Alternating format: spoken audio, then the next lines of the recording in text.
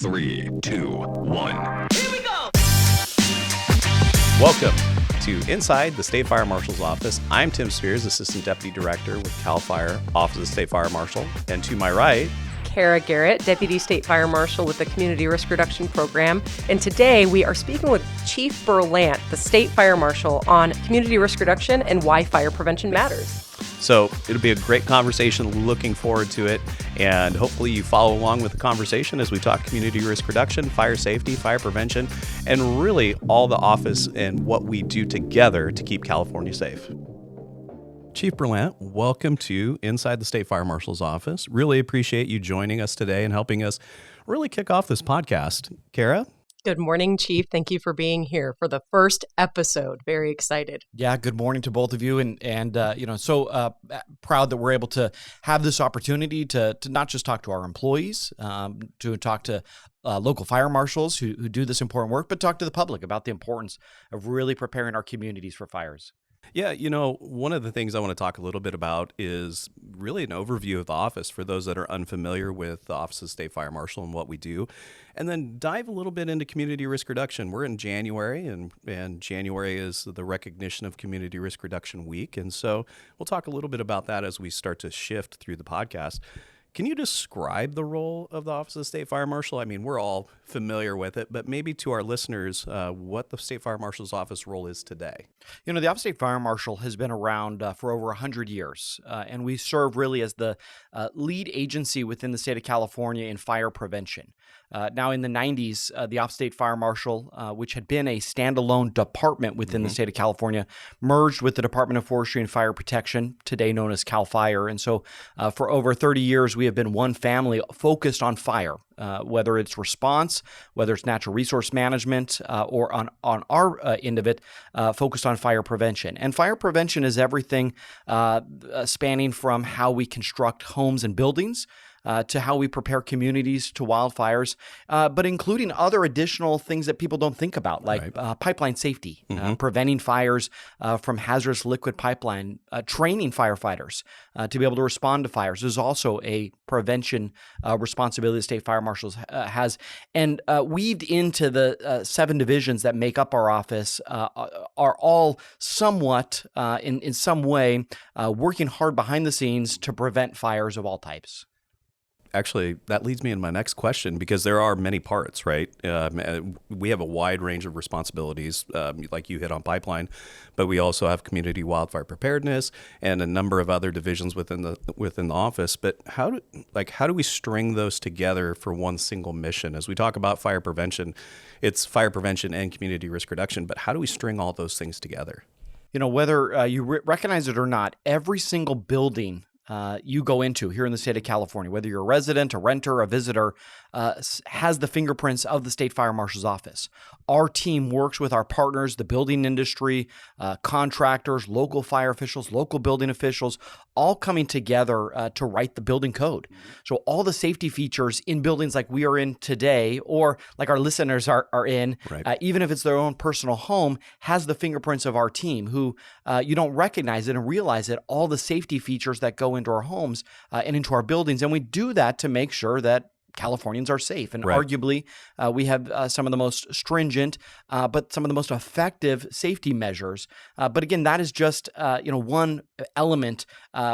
But one of the things I like to always remind our team is, while CAL FIRE, we get a lot of notoriety. And here we are in January. Just over a year ago was the deadly and destructive LA fires. We get a lot of media press on those incidents. But it's the work behind the scenes that our team does at the State Fire Marshal's office, and that local fire marshals do, whether it's at our units or in local departments do, that really are the silent heroes, if you will, ensuring safety across the state. Yeah, so we hear a lot about community risk reduction in the fire service. So what does that mean on a state level, and how is the Office of the State Fire Marshal involved in community risk reduction? When I think of community risk reduction, I really start with the data. one of our responsibilities is to collect data from all fire departments, not just CAL FIRE, but the over 1,000 local volunteer fire agencies up and down our state, taking that data and really analyzing it, being data-driven to know where are our problems, because our state is so large and so unique and diverse that what's happening in Northern California, in Modoc County, is very different than Southern California and San Diego County. All 58 counties are uniquely different, not just geographically, not just climate, but even the culture and the fabric of the community. And so for me, community risk reduction starts with really analyzing that data locally and then determining what the problem is, and then working collectively, not just us here at the Fire Marshal's office within CAL FIRE, not just fire prevention with our locals, but working with our communities, with our other outside partner organizations to really drive how do we reduce whatever that risk is that is leading to these incidents. So that's a great, kind of segue as we talk about community risk reduction. We don't silo ourselves. So how do we engage with our partners, really across the state to be able to, kind of affect fire prevention and community risk reduction?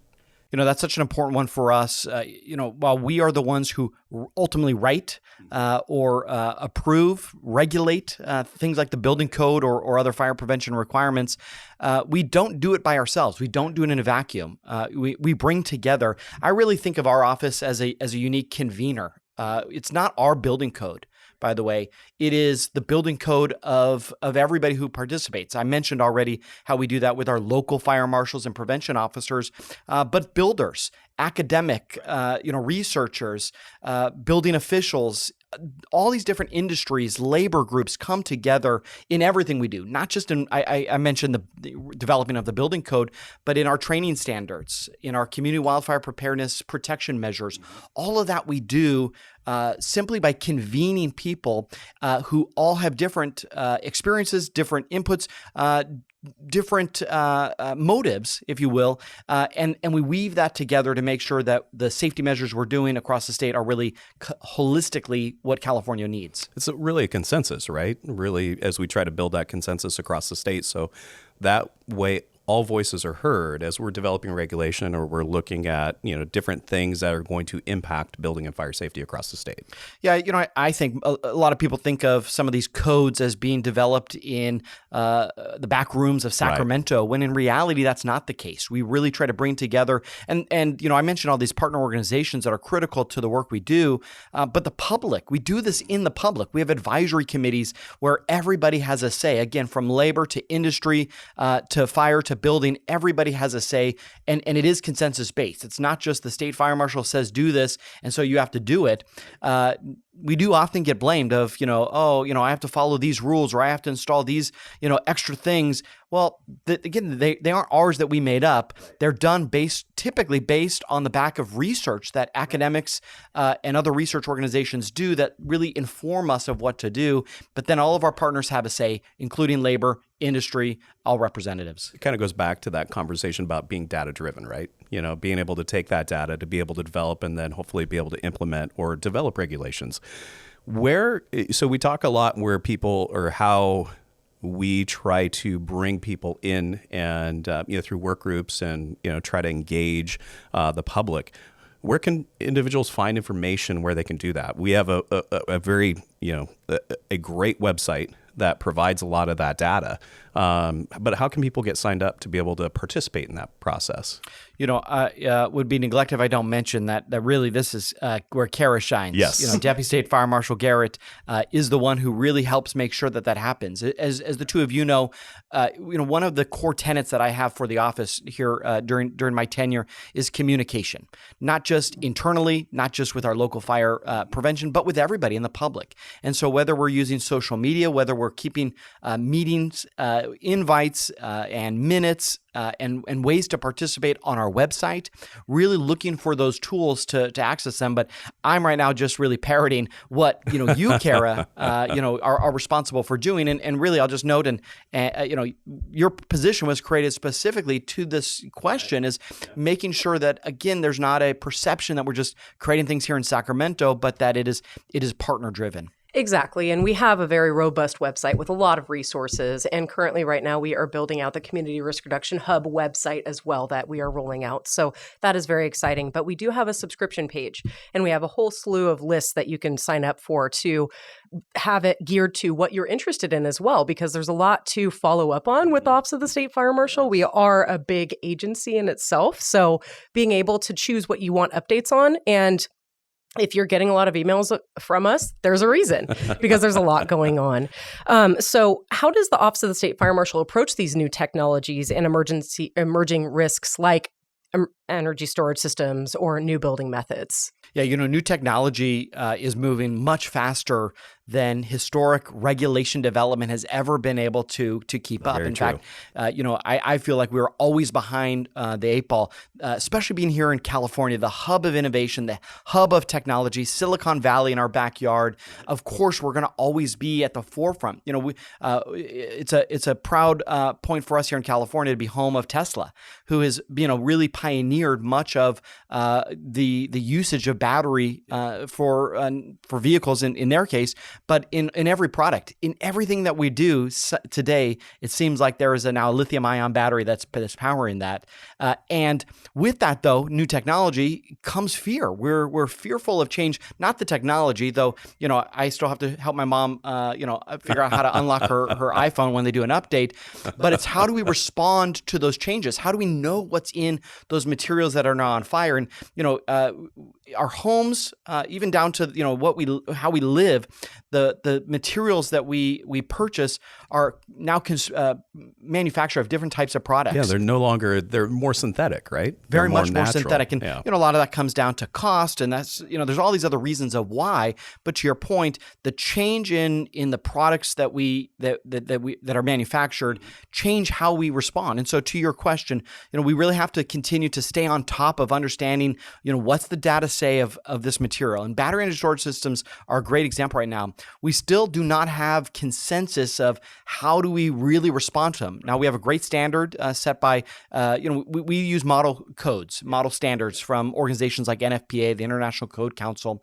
But getting that education to our fire service so that they know when a battery energy storage system catches on fire, it is meant and it is built to continue to burn. Right. That just dumping a lot of water on it is not going to actually extinguish it. But how do we then make sure that everything around protect the exposures? Yeah, right? the fire itself is protected, to your point. Yeah. And battery energy storage systems are actually a little bit easier because they technically and often are kind of by themselves. Right. They're not like consumer products. Our friends over in New York have a much harder issue with lithium-ion batteries with consumer products, whether it be scooters or e-bikes brought into apartments or other buildings. Something happens, they malfunction, you have a fire, and now the exposure is much more difficult for firefighters to be able to attack. But we've been very focused on really providing information, strategy, and tactics to our fire service while educating the community on best practices. The problem in New York, some of the simple things like use a charger that is made for that product itself. Don't just buy the cheapest thing on Amazon that is not from the manufacturer of that product itself. That can cause it to malfunction or overheat. So educating the public, educating consumers, just as critical. And a piece of that, too, is our information bulletins. So we do information bulletins on recalls and different things that are going on for hot topic items, including regulations that are coming out. So we also do have social media pages that keep everyone informed, including the public and fire and building officials, on exactly what we're talking about on our website as well. Yeah, absolutely. I think that, as we talk about, I think you hit on one of the things. Technology is moving so fast and it's so hard to keep up with it. And, I do think that as an office, we do a great job of trying to get ahead of it. I think you and I have talked before about the office being trailblazers and trying to, I don't want to say develop regulation, but at least identify the risk and then implement strategies to reduce that risk. And battery energy storage being one of those, current topics. I mean, it's widespread. It's in everything. I think probably within this room, we probably have, 30 batteries just, in and of itself within one room, anywhere from laptops to cell phones. And Well, the camera that's recording us Yeah. probably has one. The cell phone that Yeah. is sitting in our pockets, has one. To your point, Yeah. And to my point earlier, so many of the day-to-day consumer products that we have a lithium-ion battery, whether you know it or not. If it's rechargeable, it clearly has a lithium-ion battery. Well, and so many people don't understand the risks. And to Kara's point, the need to be able to communicate that with the public through social media, making sure you use the right chargers, making sure when you charge things, you charge it on a hard, flat surface.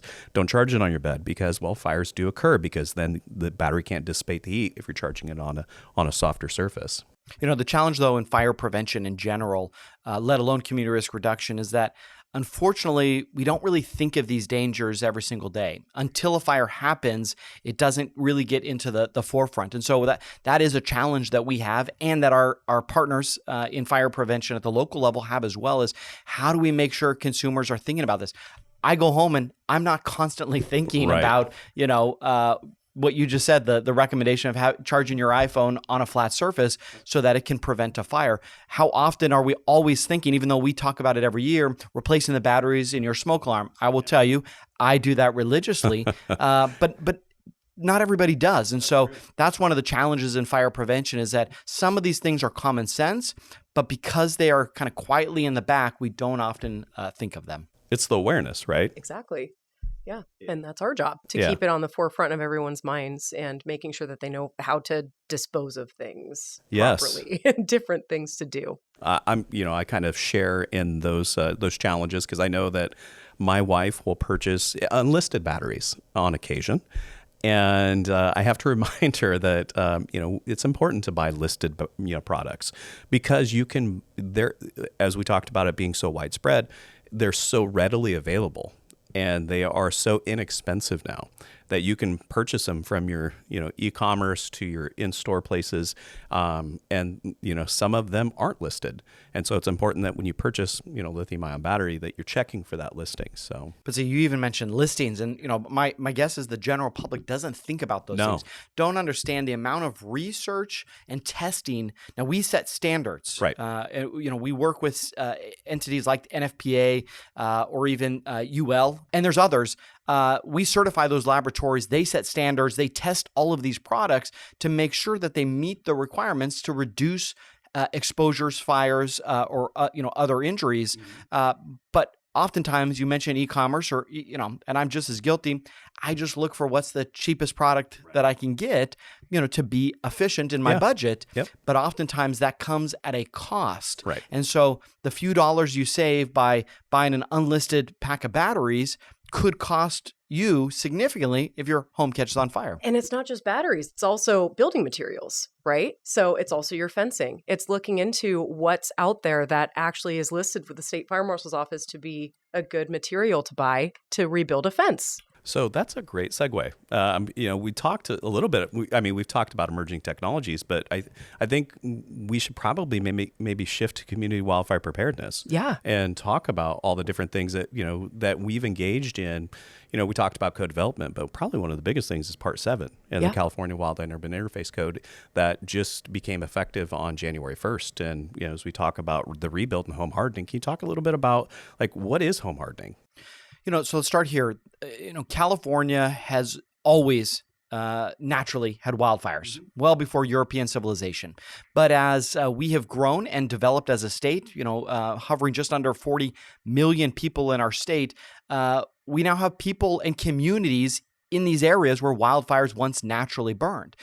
And so there is this natural hazard level that we face, but we don't always think about those things. And so what we are now experiencing with extreme weather conditions, with other climate changes related to more extreme wind events, more lightning events, other things that are, again, just exacerbating the wildfire problem, all of these homes now are in the path of wildfires. Right. But really, California has been on the forefront of making sure that we're continually addressing how do we build new homes. Starting in 2008, the states, for the first time, instituted a statewide building code in wildfire-prone areas, back then known as Chapter 7A, essentially ensuring that new homes built were built with materials and with methods that made them less susceptible to embers and to the risk of wildfires. Now, over the last nearly 20 years, we've continued to perfect that code. And to your point, just this year, we now have really consolidated different chapters within the building code, within the fire code, within the residential code, putting it all in one place, elevating the need for the standards of how we construct buildings in California. And so Part 7 is now the California Wildland Urban Interface Code, and it is the one-stop shop for builders, architects, developers to follow to make sure that they're building resilient communities. And homes that are built to the standard and that have adequate maintained defensible space, at least 100 feet, paying particular attention to the first 5 feet, often known as Zone 0. Those homes statistically and through recent research by the University of California in Berkeley have a significant higher chance of surviving a wildfire. And so that's one of the works that our team does is not just writing that code, providing that education. You talked about listing the materials, helping our local officials in their planning documents ensure that, again, they know where these hazard areas are so that they can then ensure that their zoning and their own codes at a local level take into account these requirements. And so while we've continued to see just significant destruction in our state from wildfires, well over 60,000 homes and buildings damaged or destroyed in just the last several years. The homes, though, that have been built to the standard, again, are significantly more likely to withstand. But I'll just say this. It is the existing homes, the homes built before 2008, that's where we continue to have a challenge. And so how do we harden those homes? You asked, what's the definition of hardening a home? Hardening a home or a community is really ensuring you're using materials that are more resistant to embers and flames from wildfires. And even if your home was built before, there are easy retrofitting steps you can take to significantly reduce your overall risk. But again, I'll just come back to science shows us, our own data from damaged past wildfires analysis shows us that home hardening plus defensible space, it works. Right. So maybe we can talk a little bit about retrofitting and then also the costs that are going into hardening homes, both existing and new homes, right? I think that there's been a lot of research to talk about costs and the impacts of, home hardening, because that's the feedback that we receive is that those are additional costs. And how do we continue to make housing affordable, and how do we ensure this, how do we balance the affordability and the safety? And so can we talk a little bit about the costs and those impacts, especially as we, move into this new Part 7 and the Wildland Urban Interface Code? Yeah, first, 90% of homes in wildfire-prone areas were built before this current Wildland Urban Interface Code that we have in place since 2008. So that tells us that most of the homes in wildfire areas need some type of retrofitting. Now, maybe they've already undergone that, but that's been our big focus here. And especially we've been looking at vulnerable Californians, those who can't afford to do this work, can't physically do this work. How do we help them? We've been really piloting a project leveraging federal dollars in addition to state dollars to help provide financial assistance to those vulnerable communities and individuals to help harden their homes. Now, you ask about the cost. First, there's been a lot of economic analysis into it. When you build a home, and it's really critical I note this, we have worked side by side with the building industry since the development of this. So those that are home builders are right there with us to make sure, because cost is important. Affordable housing is a critical policy of the state of California. And so we've worked very hard to make sure that this code is not only effective in a safety perspective, but that it's affordable. Headwaters Economics, a nonprofit organization out of Montana, has done multiple analysis here in California and have found that the additional costs to build to our code are negligible. Right. For a $400 $1,000 average cost home, we're talking a couple thousand extra dollars in some cases. Now, that is, again, based on today's cost of rebuilding a home, which, costs are a little higher than they were when this code was originally written. But retrofitting is a different story.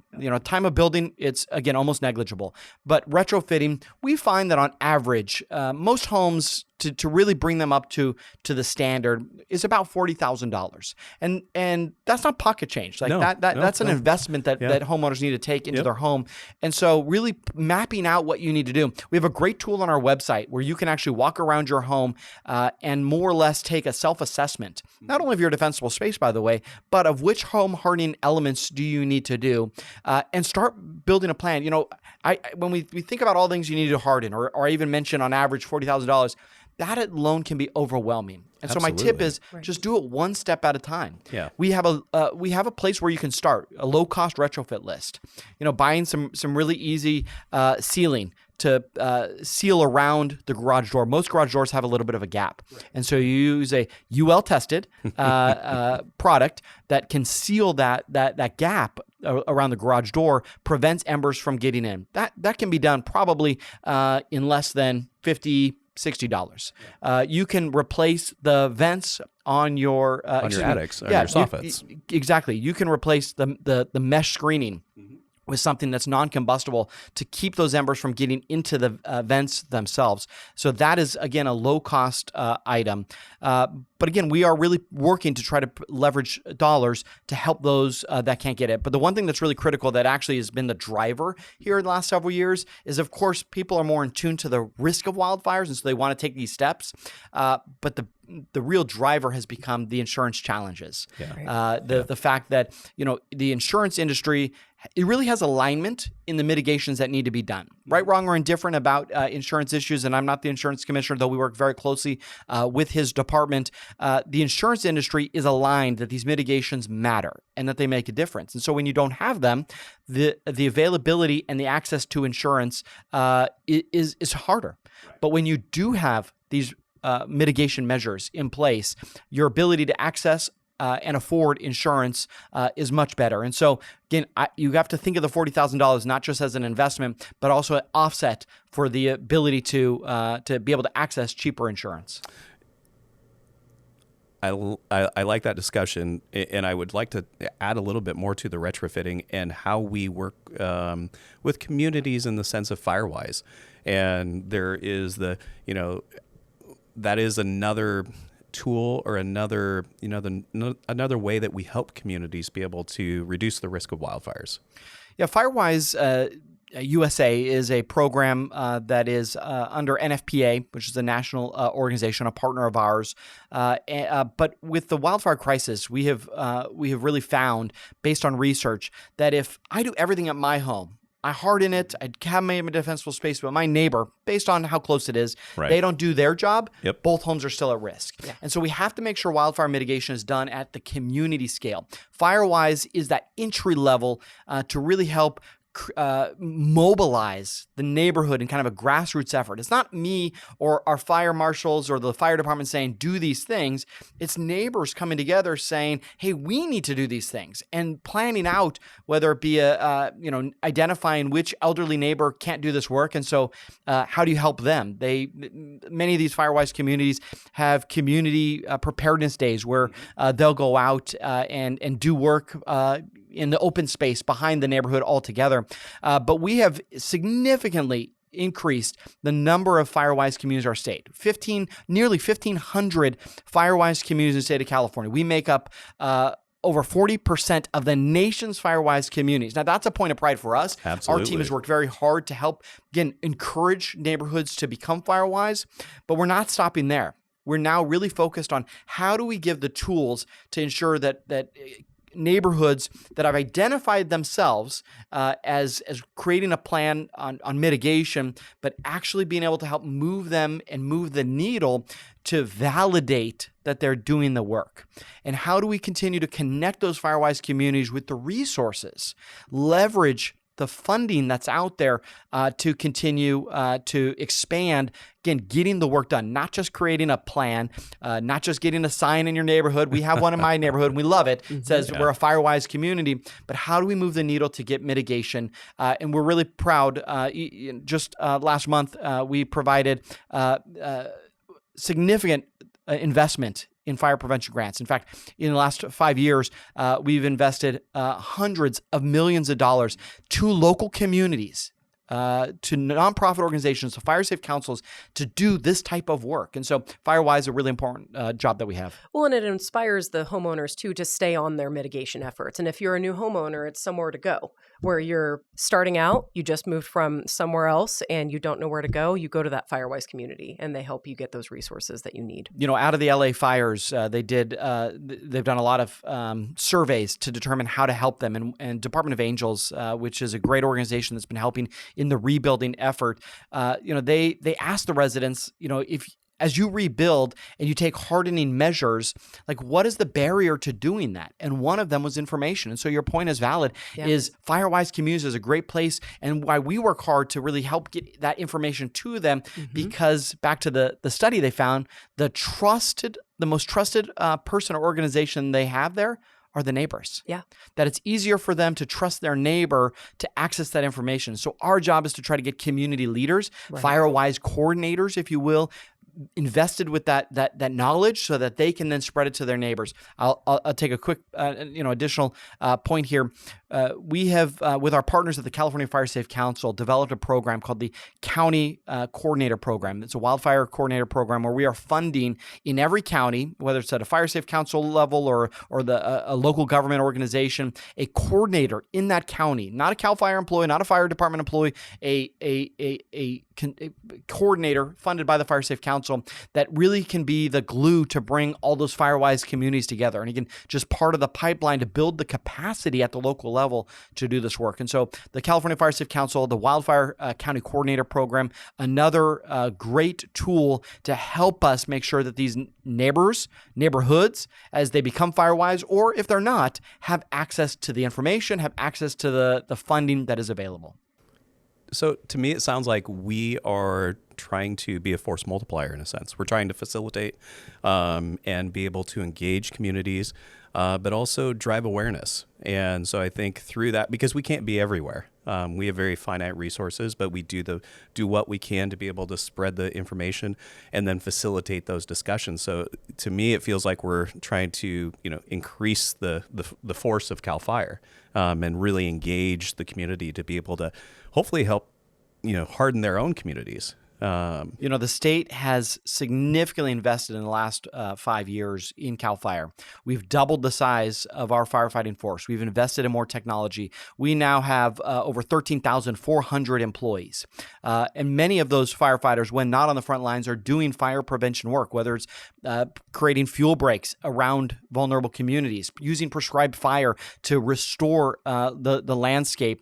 But the funding has also been doubled. The legislature and the governor have created significant funding, not just to our agency, but through our grant programs. Right. And so to your point, while it is a force multiplier, while we've grown in size, while we've again seen huge investments in wildfire that are much needed, community organizations like the Fire Safe Council, like the County Coordinator Program, like FireWise, they are a force multiplier because we cannot do it alone. And again, I'm proud of our equipment, our firefighters, but at the local level, at the federal level, when you put all of our firefighters together, while fire prevention has now for many, many years been a focal point for us as organizations, it takes all of the community working together to truly achieve resiliency at the community scale. Absolutely. Yeah, it's a whole chain. Mm-hmm. Yeah. A whole chain. A whole chain. I like it. I do want to talk a little bit more about how we identify risk. We work a lot with IBHS, and we see those kind of going back to Zone 0 and the research that's that show simple retrofitting and maintenance of those retrofits really do have an impact. First off, in about 2015, we began collecting electronic data on structures damaged or destroyed by wildfires. Yeah. And so now a decade's worth of data really has helped point to us, what are the trends we are seeing in the fires that have occurred. And we've done analysis to really dig into the features of those homes that were destroyed. Partnering, though, with organizations, research organizations now has been critical on our end. Again, as we know, we need to see more mitigations happen, and we need to stay on top of your earlier question about technology. We've partnered with researchers to make sure that we're continuing to do actual studies and actual analysis to inform future codes. And so the Institute for Business and Home Safety, IBHS, which is an amazing research organization when it comes to natural disasters, has really focused in on wildfires. And we have a unique partnership. We are helping support by providing funding, partnering on some of the research, where in live scale, they build a home and recreate the conditions. They are the only facility that can recreate hurricane level conditions with giant fans that recreate like Santa Ana conditions.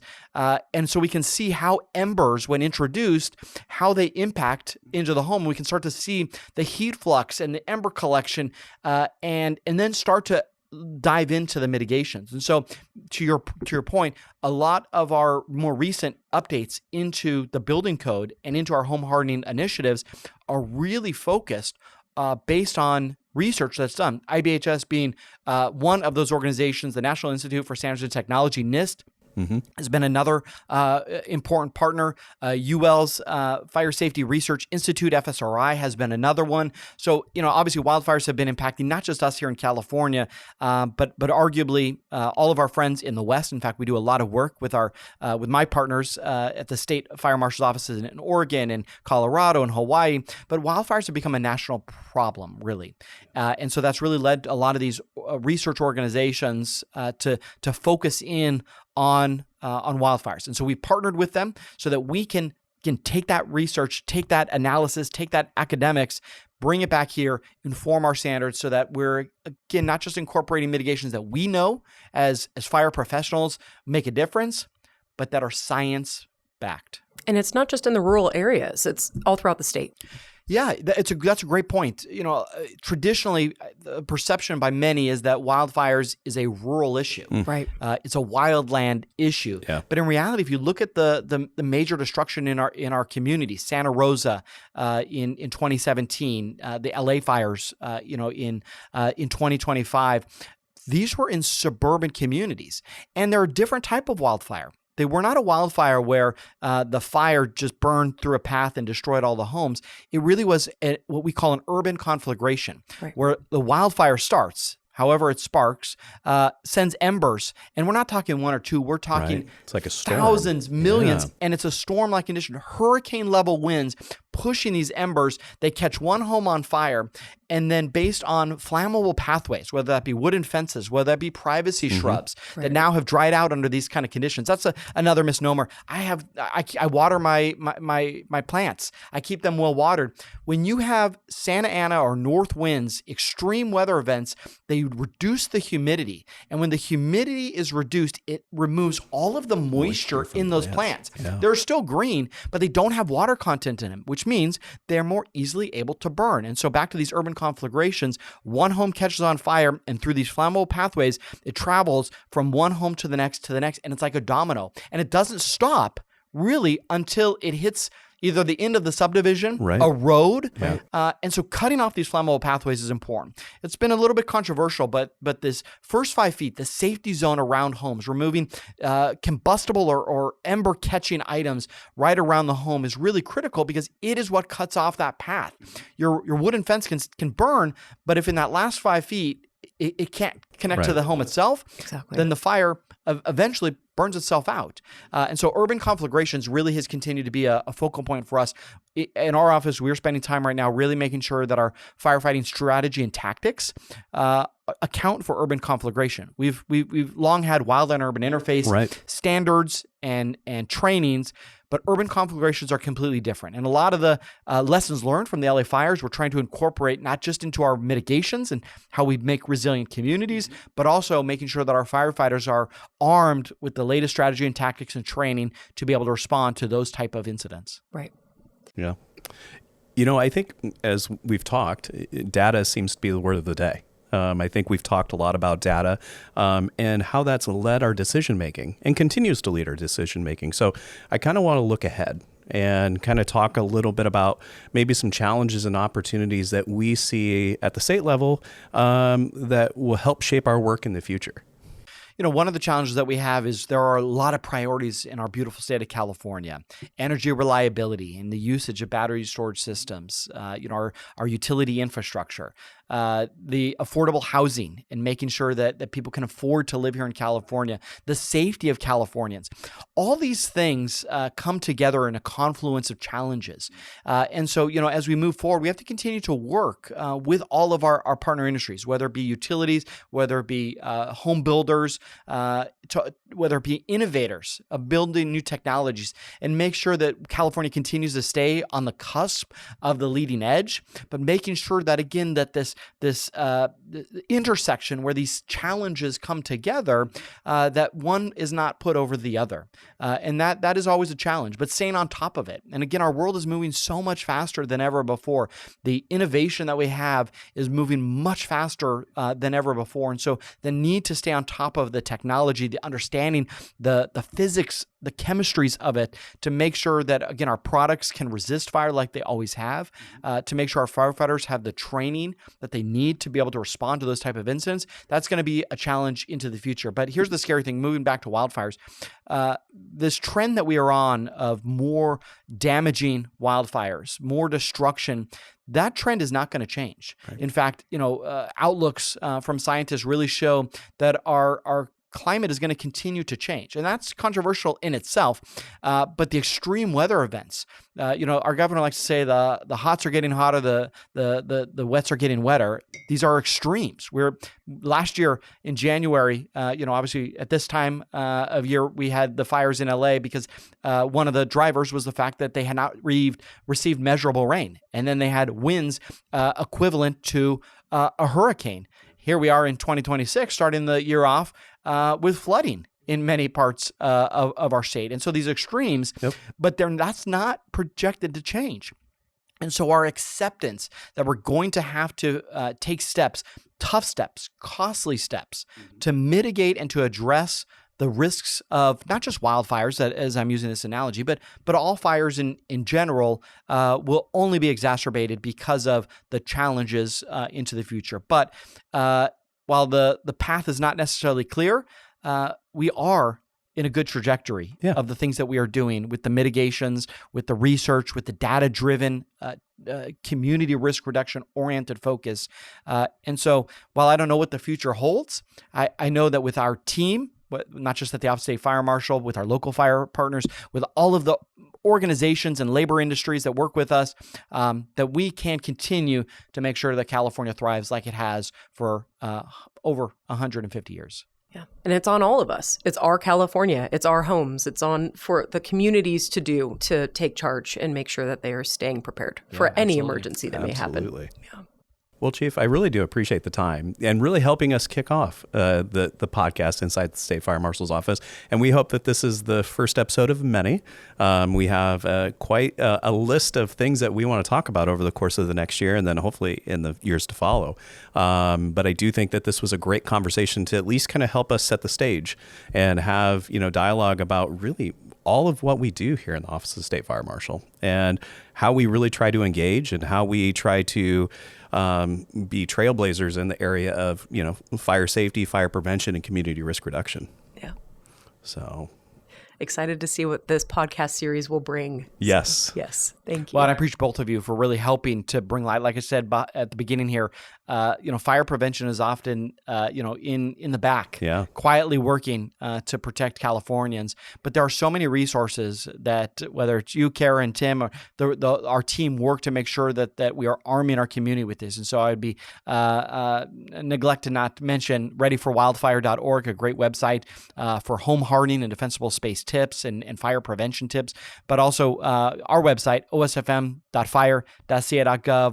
where you make sure that information is available, whether it's signing up for our newsletters or following us on social media, Facebook and Twitter and Instagram. All of these resources, we work hard to make sure that this work happening behind the scenes, data-driven, science-backed, is available to the community, because to your point, it's all of us together making sure that we're making a measurable difference. That's right.